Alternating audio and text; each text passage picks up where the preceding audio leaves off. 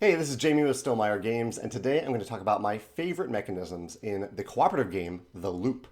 I don't own The Loop, so I just have some photos of my recent three-player play of The Loop.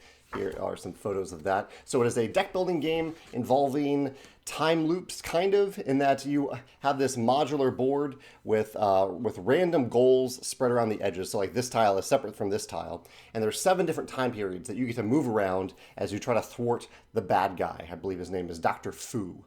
And I have a few mechanisms in this game that I thought were really, really clever. One is that these different goals around the edges that you need to accomplish, at any given time, there are only 2 of these goals that are face up.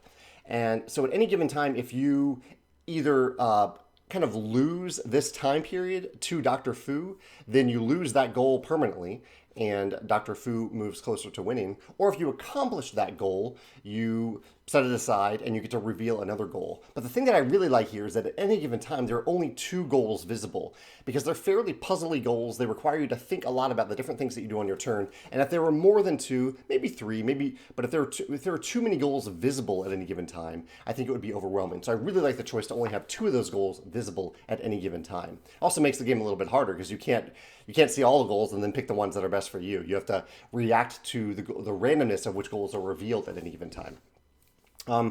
Also related to the kind of the spatial element of this board, I really like that the cards that you gain to add to your hand, add to your deck, are associated with these different time periods. So they come out randomly over the course of the game through this deck, and they're placed near that time period, and you can only gain a card if you end your turn with your character in that time period. So I really like this spatial element to deck building, that you have to go to this certain time or this certain place in reference to how the board is built to gain a certain card for your deck. I think that's really cool. In the middle of the board, I've been showing it here but not talking about it, there is a cube tower. It's a little plastic cube tower that you just plop down in the middle of the board, and depending on where Dr. Fu appears, and he always appears, he is always in the middle of this cube tower, so you can't really see it here, but there are 3 little branches coming out from this cube tower. And one of the bad things that can happen in the game is that every round, really every turn, you have to drop a few cubes in that cube tower based on how your game state is doing on Dr. Fu's location. There's some tokens there that are on that location. Actually, you can kind of see them here. So there are 2 round tokens here, and the number of cubes that you put in here is always 2 plus that number. So there's a reason to keep these tiles, these tokens, low on any given space so that you don't have to drop as many cubes in this tower, because when they drop out, that's one of the ways that you can lose a time period to Dr. Fu. It's just a little fun thing in the game. It adds a little bit of randomness, but it's not completely random because it's always pointed directly at Dr. Fu with branching paths adjacent to Dr. Fu. And so I thought it was a nice little random fun element to the game that can mix up the puzzle a little bit. Probably, though, my favorite mechanism in the game is that on your turn is the time loop mechanism itself, which is kind of related to the board, but it's even more so related to the cards in your hand. On your turn, you have these cards in hand that you can play, and you basically just put them out on the table and you tap them to show that you've used a card. So I have these cards in hand. On my turn, I would put them on the table and tap them one by one as I use them.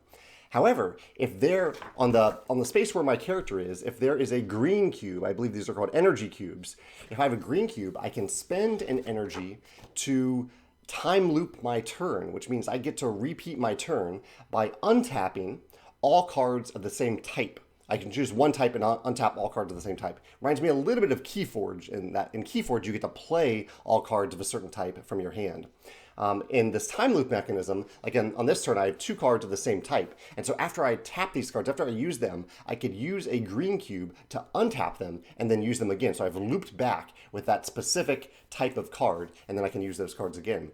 And then I can even do it again, but it costs 2 green cubes the next time, and then 3 green cubes. So there could be a reason for you to accumulate a bunch of green cubes on one of these locations, one of these time periods, so that a player could go there and do a big turn where they're looping and looping and looping. That was really satisfying and fun. It made the turns a little bit long if you're time looping, but the actions themselves are so quick that it never really felt all that long between turns, especially in a 3-player game.